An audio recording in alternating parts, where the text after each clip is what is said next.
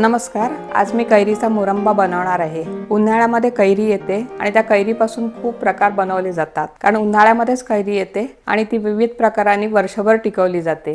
त्यामध्ये जसं कैरीचं लोणचं, कैरीचा छुंदा, मेथांबा, कैरीचं पन्ह असे विविध प्रकार केले जातात. कैरीची आंबोशी आणि आंबोशीपासून बनवणारं गोड लोणचं असे अनेक प्रकार केले जातात कैरीपासून आणि ते आपण वर्षभर खाऊन कैरीचा आनंद घेतो. आज आपण कैरीचा मुरंबा बनवणार आहे. त्यासाठी मी ही कैरी आणली आहे. कैरीचा मुरंबा बनवण्यासाठी राजापुरी कैरी किंवा तोतापुरी कैरी असते ती चांगली असते, पण मला ती आज बाजारात नाही मिळाली. ही लाडवा कैरी मिळाली, त्याचा मी मुरंबा बनवणार आहे. त्यासाठी मी ही कैरी स्वच्छ धुवून पुसून घेतली आहे. आता त्याची मी सालं सोलून त्याच्या मोठ्या मोठ्या फोडी करून घेणार आहे.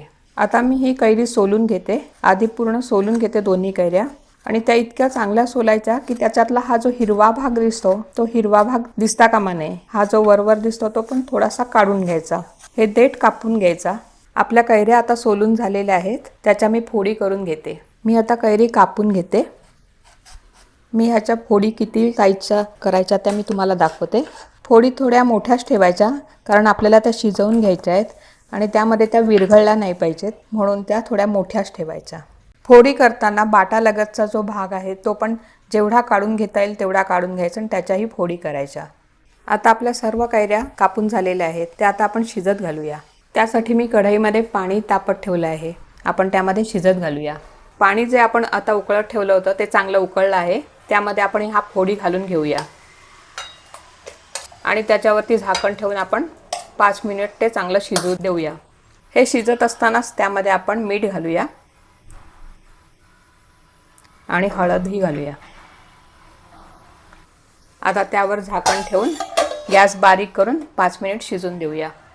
कैरी आपली शिजत आहे, ती मी एकदा ढवळून घेते, म्हणजे वरच्या कैऱ्या आहेत त्या खाली जातील आणि खालच्या वरती येतील. आणि अजून थोडं 5 मिनिट मी शिजू देते. आता 7 मिनिट झाले आहेत आणि आपली कैरी चांगली शिजली आहे. शिजली आहे कसं ओळखायचं, त्याचे असे 2 तुकडे झाले पाहिजेत, म्हणजे आपली कैरी बरोबर झाली आहे. आता मी गॅस बंद करते. आता हे मी गाळून घेते दुसऱ्या भांड्यामध्ये. कैरी आता आपण गाळून घेऊया, त्याचं पाणी काढून घेऊया. पण हे पाणी पण आपण फुकट घालवायचं नाही. त्याचं पुढे कसं पन्ह बनवायचं ते मी तुम्हाला दाखवेन.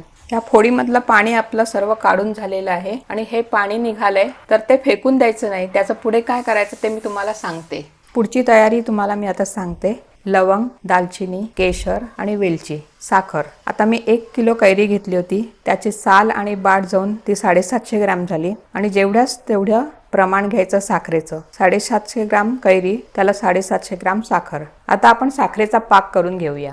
पाक करण्यासाठी मी कढईमध्ये साखर घालून घेते. आता ह्यामध्ये मी पाणी घालते. साखर बुडेल एवढंच पाणी घालायचं त्यामध्ये, जास्ती घालायचं नाही, पण साखर भिजली पाहिजे आणि थोडीशी वर आली पाहिजे, कारण आपला पाक बनवायचा आहे म्हणून. आता मी गॅस लावते आणि थोडा वेळ मोठा ठेवते, कारण मी ढवळत राहते म्हणून पाणी तापण्यासाठी. नंतर मग बारीक गॅस करेन. आता आपला पाक होत आला आहे, पण तो झालाय असं कसं समजायचं, तर कलथा किंवा आपला चमचा असेल त्याच्यावरती थोडा पाक घ्यायचा, तो थंड करायचा आणि नंतर आपल्या 2 बोटामध्ये तो घेऊन त्याची ही तार आली पाहिजे, अशी चिकट होऊन तो अशी तार आली पाहिजे. पाक आपला तयार झालेला आहे. त्याच्यामध्ये आता आपण ह्या कैरीच्या फोडी घालूया. कैरीच्या फोडी घातल्यानंतर पुन्हा तो पाक पातळ होतो आणि मग पुन्हा त्याला शिजवायला आपल्याला 15 मिनिट लागतील. पातळ होतो कारण का कैरीच्या मध्ये पाणी असतं, म्हणून तो पातळ होतो. आता आपण तो पुन्हा 10 ते 15 मिनिटं आपण शिजवून घेऊया. शिजत असतानाच त्यामध्ये आपण जे आपलं साहित्य होतं ते त्यामध्ये घालूया. दालचिनी, लवंग, केशर आणि वेलची. हे शिजतानाच घातल्यामुळे त्याच्यामध्ये लवंग, दालचिनीचा आणि केशरचा चांगला रंग, अर्क त्यामध्ये येतो. लवंग, दालचिनी हे प्रिझर्वेटिव्हचं काम करते आणि टेस्ट पण चांगली लागते. आता आपला मुरंबा तयार होत आला आहे. तयार झाला हे कसं ओळखायचं, फोडी टाकल्यानंतर तो पुन्हा पातळ झाला पाक आणि पुन्हा असं ढवळत राहिल्यानंतर पुन्हा तो एकतरी पाक बनला पाहिजे. म्हणजे परत जसा आधी बघितला होता तसाच चमच्यावर थोडं थंड करून घ्यायचं आणि बोटाला चिकटवून, थंड झाल्यानंतर बोटाला चिकटवून अशी त्याची एक तार आली पाहिजे.